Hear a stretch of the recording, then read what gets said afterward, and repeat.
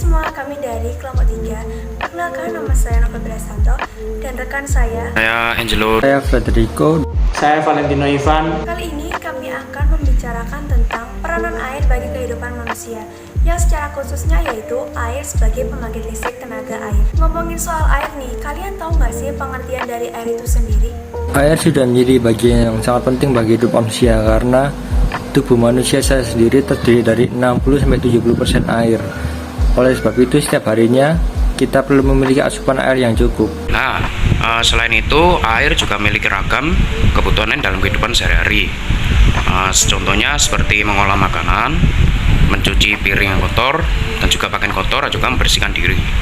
Air adalah suatu zat yang tersusun dari unsur kimia hidrogen dan oksigen dan berada dalam bentuk gas, cair, dan padat. Air adalah salah satu senyawa yang paling banyak dan terpenting. Wah, kayaknya udah tahu semua nih ya. Oke nih, kita lanjut ke lebih spesifiknya, yaitu PLTA. Tahulah pembangkit listrik tenaga air kan? Iya, emang bener sih, PLTA itu pembangkit listrik tenaga air. Tapi kalian tahu nggak sih pengertian dari PLTA? Nggak tahu sih. Coba ada lain kamu yang jelasin ke mereka. Pembangkit listrik tenaga air atau PLTA adalah pembangkit yang mengandalkan energi potensial dan energi kinetik untuk menghasilkan energi listrik. Pada tahun 2015, tenaga air berhasil menghasilkan 16,6% total listrik dunia dan 70% dari seluruh energi terbarukan. Dan diperkirakan jumlahnya akan terus naik 3,1% per tahun sampai 25 tahun ke depan. Karena hal ini tingkat gas rumah kaca yang dihasilkan juga relatif lebih rendah daripada pembangkit listrik yang berbahan bakar fosil. Selain itu, bentuk utama dari pembangkit listrik jenis ini adalah generator yang dihubungkan ke turbin yang digerakkan oleh tenaga kinetik dari air. Namun secara luas, pembangkit listrik tenaga air tidak hanya terbatas dari sebuah waduk atau air terjun, melainkan meliputi dari tenaga ombak. Ini sendiri juga gak kalah keren loh. Sebenarnya peran tenaga air bagi kesejahteraan manusia sudah dimulai sejak berabad-abad puluhan lalu.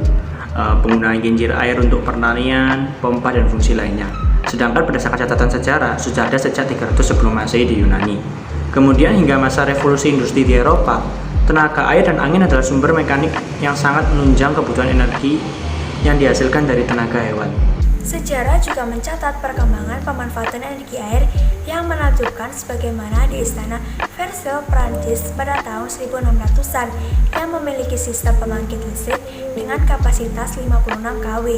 Pada prinsip PLTA, bekerja dengan cara mengubah energi air yang menghasilkan menjadi energi mekanik, kemudian diubah lagi menjadi energi listrik. Indonesia sendiri secara PLTA dimulai dari Sulawesi Utara, tepatnya di desa Tonselma, kecamatan Tondano Utara, Kabupaten Minahasa. PLTA Tonselma adalah pembangkit listrik tenaga air tertua yang ada di Indonesia yang dibangun pada masa pemerintahan kolonial Belanda pada tahun 1912. PLTA Tonselma dalam kerjanya memanfaatkan energi air Sungai Tondano sebagai penggerak turbinnya dan menggunakan saluran masuk intake. Untuk sekarang PLTA ini berada di daerah Tonselma, Tondano Utara. Lingkungan yang asli dan beberapa peninggalan sejarah pada masa penjajahan Belanda menjadi daya tarik bagi para pengunjung PLTA Tonselma. Menariknya, PLTA tersebut hingga sekarang menjadi salah satu sumber produksi listrik bagi masyarakat pelanggan PLN.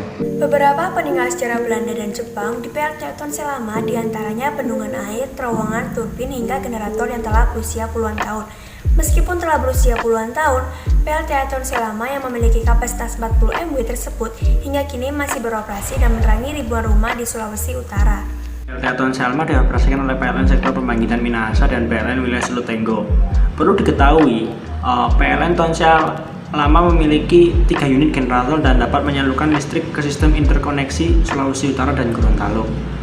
PLTA Tonselma yang sebagai awal dari sejarah PLTA Indonesia, hingga kini keberadaannya berfungsi untuk membantu kesediaan pasokan listrik di Provinsi Sulawesi Utara dan Gorontalo. Oh iya, aku mau tanya, cara kerja PLTA itu gimana sih? Wow, pertanyaannya bagus banget. Jadi cara kerjanya itu, air yang ditampung di tandon atau sungai masuk ke dalam turbin melalui penchok yang berguna untuk memperbesar tekanan hidrostatisnya. Katup pengaman dalam skema PLTA ini berfungsi untuk mengatur aliran air yang masuk ke dalam matriks tunnel. Selain itu, katup juga berfungsi untuk menghentikan aliran air. Energi potensial air yang timbul dapat menggerakkan turbin sehingga menghasilkan energi gerak yang kemudian diubah menjadi energi listrik. Yang berfungsi mengubah energi tersebut adalah generator. Energi listrik dari generator diatur dan ditransfer oleh main transformer agar sesuai, kemudian dibagikan ke pelanggan. Kebijakan pemerintah dalam upaya memenuhi kebutuhan energi listrik dan meningkatkan ketahanan energi nasional melalui pemanfaatan energi terbarukan. Pemerintah memberikan kesempatan kepada badan usaha di bidang penyediaan tenaga listrik untuk memanfaatkan tenaga air sebagai pembangkit listrik tenaga air. Pengaturannya itu sendiri tertuang di dalam Peraturan Menteri Nomor 19 Tahun 2015 tentang pembelian tenaga listrik dari pembangkit listrik tenaga air atau yang disebut PLTA dengan kapasitas 10 MW oleh PT PLN atau Persero. Menurut Menteri Energi dan Sumber Daya Alam, regulasi tersebut mendorong pembangkit listrik 35.000 MW dari bahan bakar energi terbarukan dan ramah lingkungan pastinya. Sudirman menjelaskan badan usaha yang dimaksud adalah badan usaha milik negara, badan usaha milik daerah, badan usaha swasta yang berbadan hukum Indonesia, koperasi dan swadaya masyarakat yang didirikan untuk berusaha di bidang penyediaan tenaga listrik untuk memanfaatkan tenaga air untuk PLTA. Sementara itu, tambahannya, untuk mekanisme pelaksanaannya adalah badan usaha yang berminat memanfaatkan tenaga air untuk pembangkit listrik dengan kapasitas sampai 10 MW. Terlebih dahulu menyampaikan permohonan kepada Menteri ESDM untuk ditetapkan sebagai pengelolaan tenaga air untuk pembangkit listrik. Usaha yang telah ditentukan sebagai pengelola tenaga air untuk pembangkit listrik wajib melaporkan kemajuan pelaksanaan pembangunan PLTA setiap 6 bulan terhitung mulai tanggal penetapannya kepada Dirjen EPTKE sampai dengan Commercial Operation Date atau COD dengan tembusan kepada Dirjen Ketenagalistrikan dan Direksi PT PLN atau Persero. Di kesempatan yang sama, Direktur Jenderal Energi Baru, Terbarukan dan Konservasi Energi atau EPTKE Rida Mulyana menambahkan sampai saat ini sejak peraturan ini ditetapkan pada tanggal 29 Juni tahun 2015 ada 175 permohonan untuk mendirikan PLTA melalui pembangkit listrik tenaga mikro hidro atau PLTMH dan sudah sebanyak 119 permohonan ditetapkan. Tadi kalian sudah menjelaskan panjang lebar tentang PLTA. Manfaat dari PLTA sendiri itu apa sih? Manfaat dari PLTA itu yang pertama sebagai energi skala kebutuhan, baik kebutuhan rumah tangga hingga kebutuhan pada sektor industri. Yang kedua, energi yang ramah lingkungan. Hal itu dikarenakan gas emisi PLTA tidak sebesar pembangkit listrik lainnya. Yang ketiga, dapat meningkatkan perekonomian.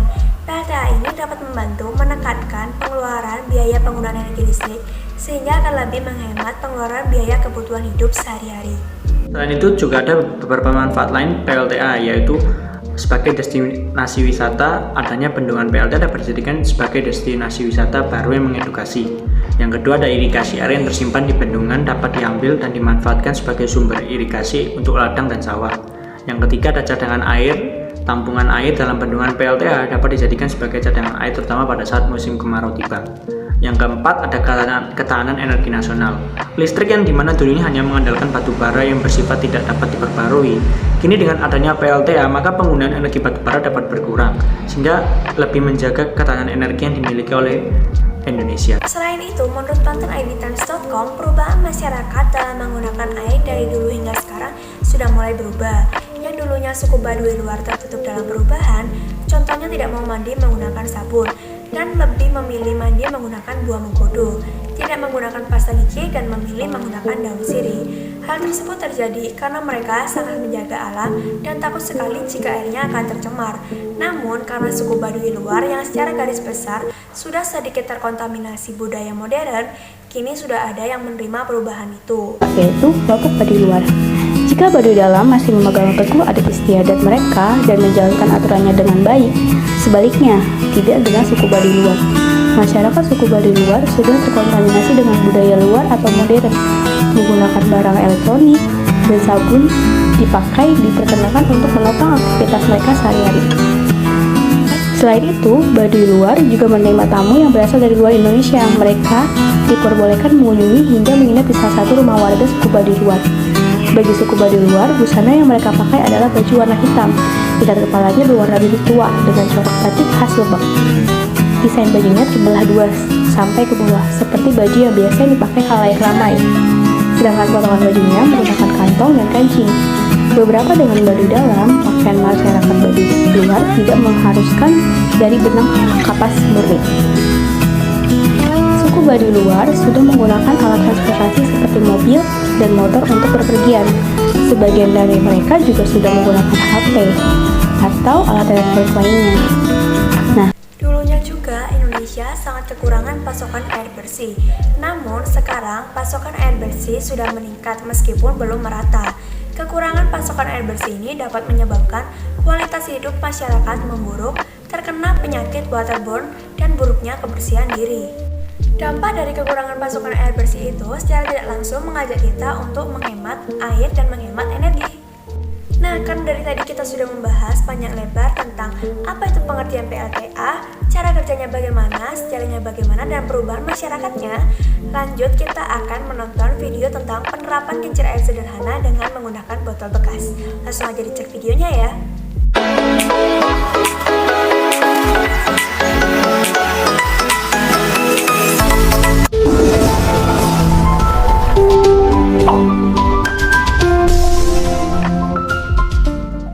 Alat dan bahan yang akan kita gunakan. Di sini saya udah siapin 3 botol bekas. Ada pipet. Kita siapin beberapa pipet. Gunting. Ada lem tembak atau lem lilin. Sini saya siapin juga paku dan tang. Ini kita udah siapin. Nah, ini alat dan bahan yang akan kita gunakan untuk membuat kincir air tanpa menggunakan listrik.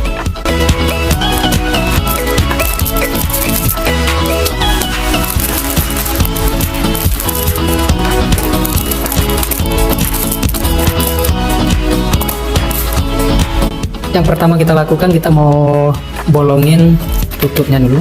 Ini.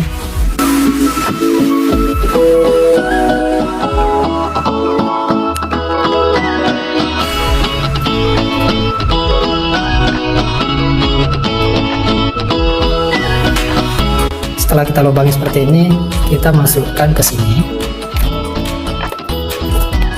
Seperti ini. Dan kita lubangin satu lagi sini ya.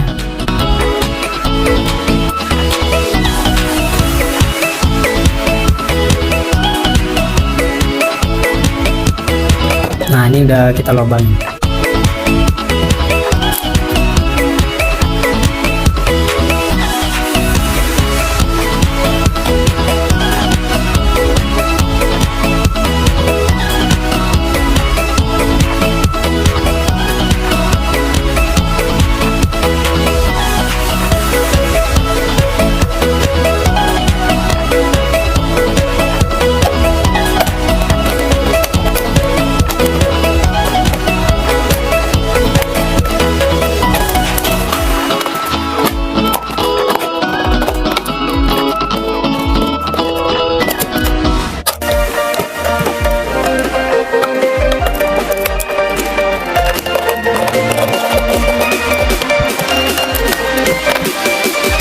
Nah, kita udah bolongin ya bagian setengahnya, udah kita bolongin seperti ini.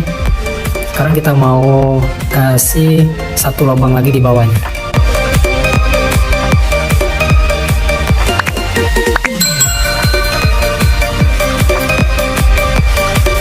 Nah, setelah dibolongin dia seperti ini, guys.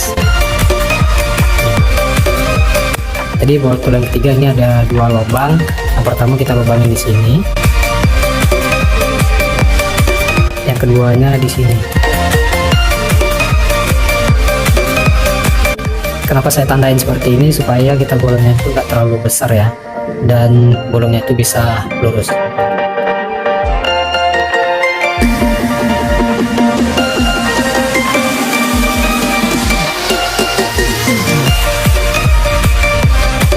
Setelah kita bolongin, ini yang pertama. Tadi kita bolongin, ini ada 2 bolongan, satu yang di sini, ini kedua.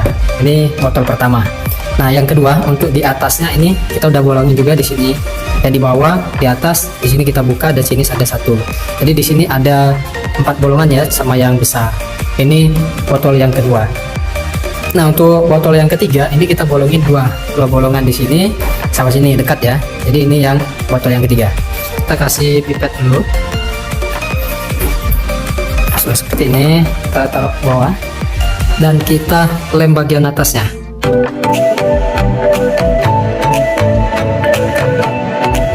Sekarang sekarang kita mau lengketkan botol yang kedua di atas ini. Jadi kita kasih lem dulu. Kita kasih lem di atasnya.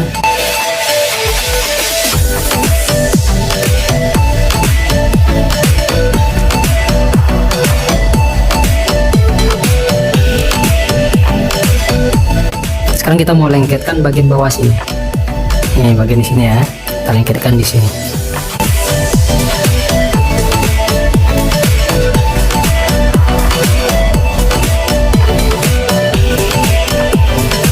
Nah, kita masukin pipetnya dari sini ya. Sampai ke bawah sini.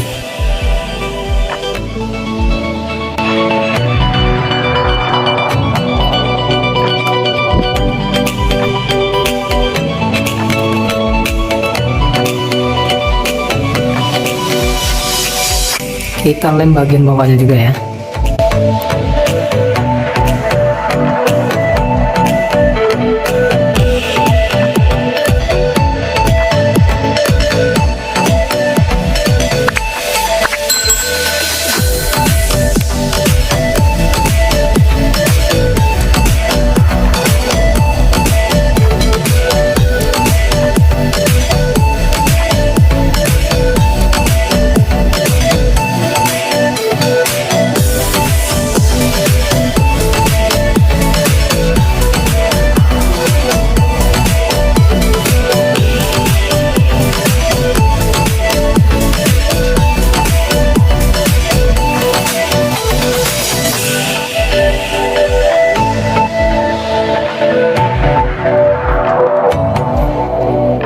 Oke guys, kita mau bikin kincir airnya ya.